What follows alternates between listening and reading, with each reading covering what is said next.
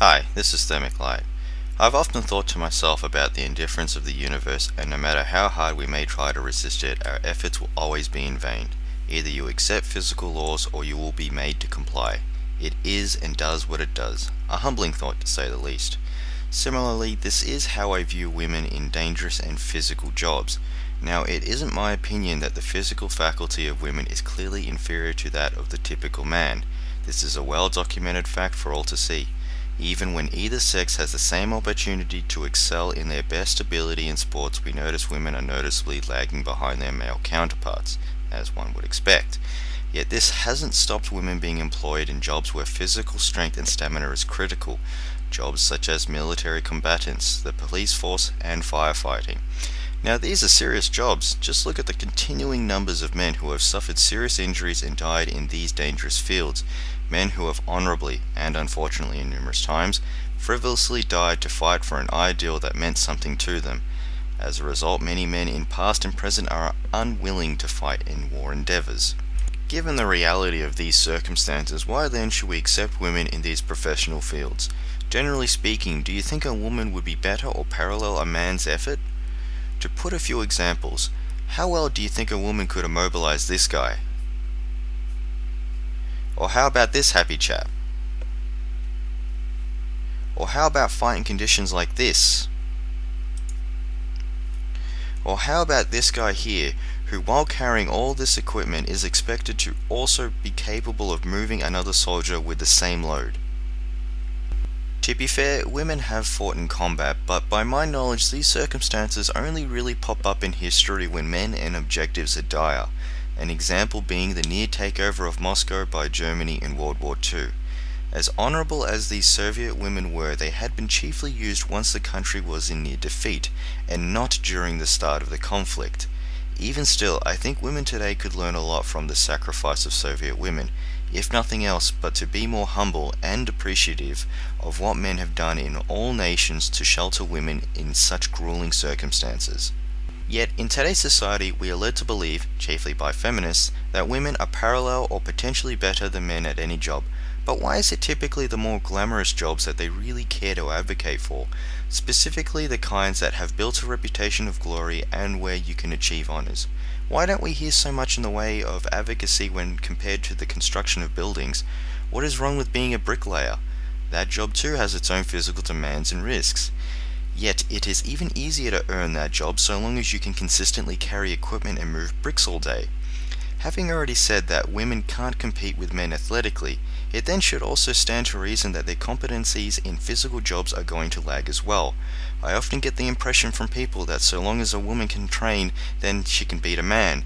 But it's not about beating the physical layman, it's about being better than your professional counterpart. So what are we really doing when physical standards are reduced for women in jobs where physical strength and stamina is critical?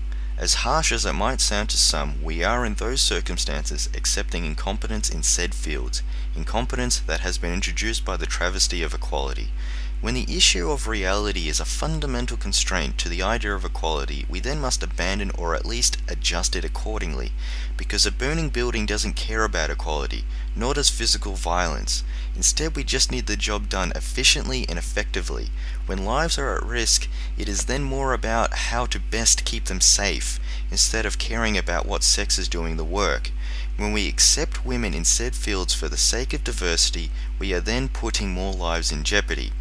Suppose that even as a little girl a woman wanted to be a firefighter, but with my method of thinking her dreams are likely to be crushed.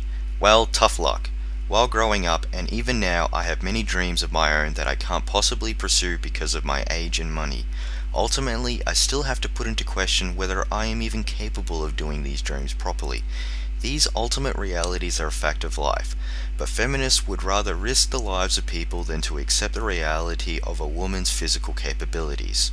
I think that it is about time that we return the standards originally used to fight what challenges nature has given us. Having said all this, I don't think women should be completely void. Notably, there are still plenty of positions you can find in law enforcement and the army. I personally don't have any issues if, say, a woman wanted to be a C-130 transport or cargo pilot, or the typical nurse. These are both important and very respectable jobs. Simply put, women need to understand their own restrictions, as do men and all people, to be honest. To digress a bit, I would like to sum up now by talking about male prejudice towards women in history. As of recently, I was watching a documentary about female RAF pilots in World War II. In the documentary, it was noted that the women were disparaged by the men. However, while this went on, we need to remember the context of that period. Also, this is more specifically for women who may be listening. Remember that back then and even now, women were typically tending to less strenuous tasks than men. In my own experiences, I've noticed women typically shy away from adrenaline-inducing sports. In many moments, I've had to patiently wait for women as they scream and typically complete or quit a daunting physical course. That, and I've certainly come across my fair share of vacuous women too. So should it then come as a surprise to us when through the experiences of what some men have mostly seen, they then express a degree of uncertainty in a woman's capabilities? This isn't a justification of a man's prejudice, but instead I want to show you why some men may actually feel that way. Incidentally, we are all likely to come across a type of ridicule of some kind. If you really care about your happiness and dreams, then worry about them instead of ad hominem attacks.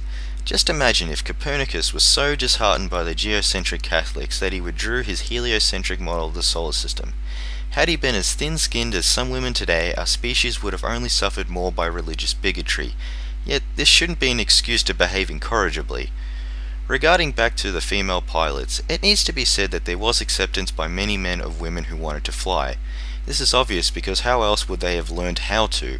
So clearly, where ambition and skill is presented, men are there to respect it. I, for one, am among those types of people. Well, I guess this is about it for this video.